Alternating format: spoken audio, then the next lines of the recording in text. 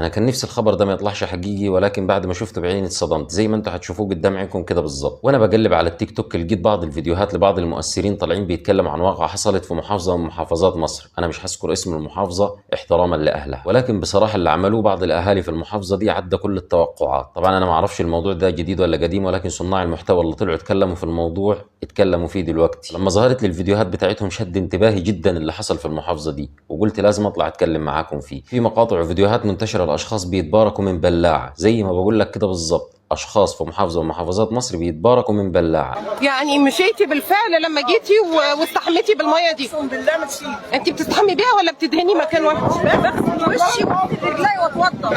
البلاعه دي بيتباركوا منها ليه؟ وايه السبب اللي بيخليهم يتباركوا من البلاعه دي؟ او بياخدوا منها البركه؟ بياخدوا منها البركه ازاي؟ بياخدوا منها البركه بانهم بيغتسلوا منها وبيكبوها على اجسامهم. طب ايه السبب اللي بيخليهم يتباركوا بالبلاعه دي؟ السبب يا سيدي قال ان البلاعه دي يوم الجمعه الميه بتاعتها بتزيد، وباقي الاسبوع الميه بتاعتها بتنزل، وان المصب بتاع البلاعه دي جاي من المساجد اللي حوالين البلاعه، مش عارف مسجدين او 3 أو 4 مساجد حاجه زي كده. فبعض الاهالي بتروح للبلاعه دي وتفتحها وتفضل تشطف بالميه بتاعتها وتغتسل بالميه بتاعتها وتكب الميه بتاعتها على رؤوسهم علشان يتباركوا بالميه دي، وقال لك ان الميه دي مبروكه. متخيلين احنا وصلنا لحد فين؟ متخيلين احنا بقينا نعمل ايه؟ متخيلين ثقافاتنا وصلت لحد فين؟ طب بالله عليكم ينفع الكلام ده؟ يعني حتى عباد البقر ما وصلوش للمرحله دي. يا راجل في حد يتبارك بالخرا؟ يعني انا اسف ليكم في اللفظ، ولكن هو ده الواقع، هو ده الحقيقي. يعني انت بتتبارك بخرا الناس؟ فانا نفسي افهم ايه البركه اللي موجوده في الخرا اللي موجوده في البلاعه دي؟ يعني عشان هو مثلا خرا جاي من المساجد فيبقى الخرا ده مقدس؟ طب بالله عليكم انتوا بعقولكم كده، هل ده فعل يرضي ربنا سبحانه وتعالى؟ طب هل ده فعل يرضي النبي عليه افضل الصلاه والسلام؟ طب هل ده فعل يرضي اي عاقل؟ طب لما الفعل ده ما يرضيش اي حد من كل دول، البركه هتجيك منين؟ البركه معروفه بتجي من عند ربنا، ربنا بيحط لك البركه في الشيء فبتجيك عليه البركه. طب هل ربنا سبحانه وتعالى والعياذ بالله يعني وحشاه سبحانه وتعالى عن الفعل ده، ربنا هيحط البركه في النجاسه؟ واللي انت بتغتسل بيه ده يعتبر نجاسه. اتقوا الله يا جماعه في نفسيكم. وائمه المساجد المفروض الواجب عليها في مواضيع زي كده وفي مواضع زي كده وفي مواقف زي كده تطلع توضح للناس وتبين للناس وتفهم الناس ان الكلام ده كله غلط. بالاخص ان القصه اللي حصلت دي كانت بتحصل قدام مسجد. وانا اسف ليكم والله ان انا طالع اعرض على حضراتكم حاجه زي كده وبقول لكم كلام زي ده، ولكن الموضوع حقيقي مهم، لان في فئه من الناس عقليتها بتهيئ لها ان في ميه مباركه موجوده في بلاعه. دي حاجه تحتاج ان احنا نطلع نتكلم فيها ونوضح للناس دي، لان يبدو ان الناس دي ناس فعلا غلابه وناس بسيطه وناس فهمها على قدها. الواجب علينا ان احنا نطلع نوضح لهم ونفهمهم ونعرفهم اي شيء نجس مستحيل يكون شيء مبارك او حتى مقدس. وهنا انا هسال حضراتكم سؤال لعلي اكون انا اللي مش عارف،